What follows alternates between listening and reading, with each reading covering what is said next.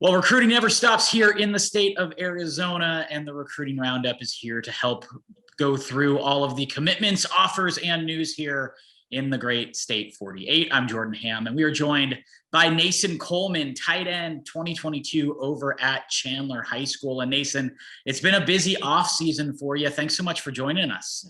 Yeah, thank you for having me. I really appreciate it. Absolutely. So this past year, a different year in a lot of ways for the entire state, but a different year for you as well, because right before season started, you had a knee injury, ended up knocking you out for the entire season. So first off, just how are you doing through the rehab process? How's that going right now for you?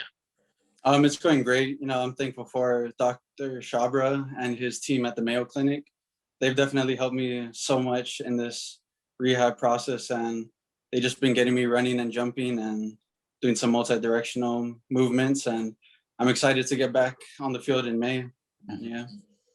Now, as Chandler was navigating the season on their way to another open division title, what were you able to take away from it? I'm sure it's a perspective that you didn't have a lot growing up. Typically you're on the field, but since you were on the sideline, did you get a different perspective of the game or pick up on things that you might not have otherwise had you been on the field? Yeah, for sure. I definitely picked up on how strong our bond is with our team, and with me going out and the next man just stepping up and filling right in, it just really opened my eyes and realized how strong our bond is and how we can work as a team. How were you able to improve your game, maybe mentally, taking a step away, but you're still, I saw you on the sideline for every single game. You were at all the practices, still taking in everything. How do you think you developed mentally as a football player this past year? I've definitely been able to read coverages better, and because I've been watching film with them, even though I wasn't there, I'd be on huddle at home or something like that. And I would just always watch what my position does and also what other positions do. So just in case I have to move around at wideout or in slot, I'll know what to do in what position. So I'm actually thankful for that, because that was one thing I really wanted to improve on for my game. Mm-hmm. And stylistically, for those that haven't seen you play, how would you describe yourself as a tight end? I would say I'm more of a guy who runs routes, or more of a receiver, because that's what I played at first. I would play receiver, then I got moved to tight end, and I'm for sure gonna be blocking good and doing my best in the blocking game as well. But if I had to pick one strong point, I'd be my route running and catching. Okay. And are there any college or pro tight ends that you see similarities in your game, or you try to style your game after? I like to style my game after Travis Kelce. I always see him in the record books and doing plays in the blocking and also in the route running and catching. So that's what I try to be like. This offseason, I feel like on the Recruiting Roundup every week, we're bringing you up with another offer coming in. Whether it's Power 5 or Ivy League or Mountain West, it seems like a lot of programs are interested in you right now. What's this process been like? Usually this is a time of year where I know a lot of Chandler Wolves are maybe taking trips to go start to get on campuses and check things out a little bit. That's obviously not in the cards with COVID right now. So how has it been communicating with coaches more virtually as you kind of navigate this recruiting process?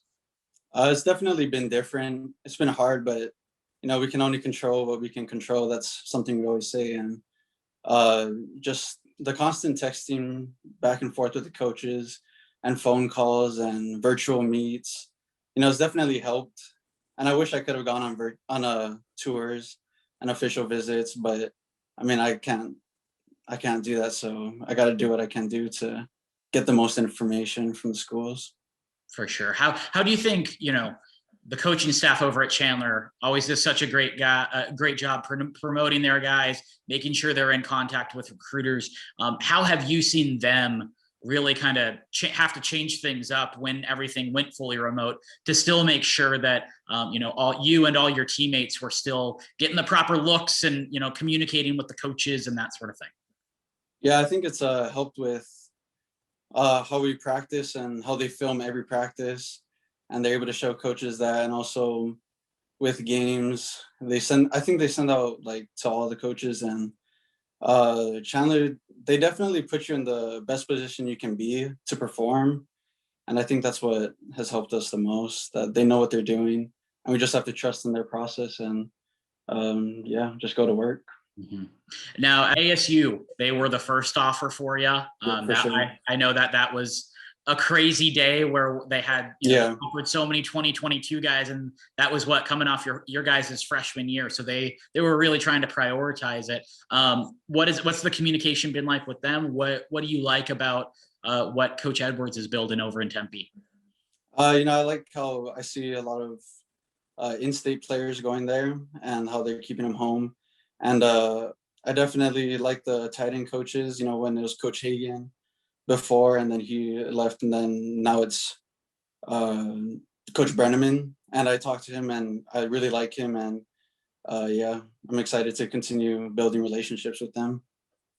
And it looks like Utah the past couple of years has been able to get some really good Arizona players to come up. I feel like they're one of the more consistent programs in the Pac-12. What do you like about them? Yeah, I like their atmosphere, and when I went up there to visit, I really liked their facilities and everything. And I like Coach Whittingham, and I like Coach McDonald. We've been talking here and there, and I have a lot of family up in Utah too, so it'd be nice for them to see my games. And Nebraska, another one I think really trying hard to make some inroads to Arizona, and I know that they've recruited Chandler, quite a bit as well. With the Huskers, what jumps out to you about them? Yeah, well, if you want to talk about fan bases and atmosphere, they're definitely up there on the top of the list. Like, their fan base is crazy, and when I got the offer and posted it, like, I got tremendous love from them, and all their coaching staff has been sending me mail and been sending me texts and calling me. So I love what vibe they're giving out, and they have also been doing good with their tight ends too, and I've been watching them this past season, and would you have a timeline in mind to maybe cut a list or potentially make a commitment here, or is it more you're just kind of playing it by ear and seeing what can happen here the next couple of months? Yeah, I think we're definitely gonna take our time with this one. It's such an important decision for me and my family to make. And I'm not really sure on a timeline on when. Awesome. Well, Nason, thanks so much for the time and the insight, and good luck the rest of the way, both with your season and your rehab as you're making it back to the field. It's great to see that things are going well for you. Yeah, thank you for sure.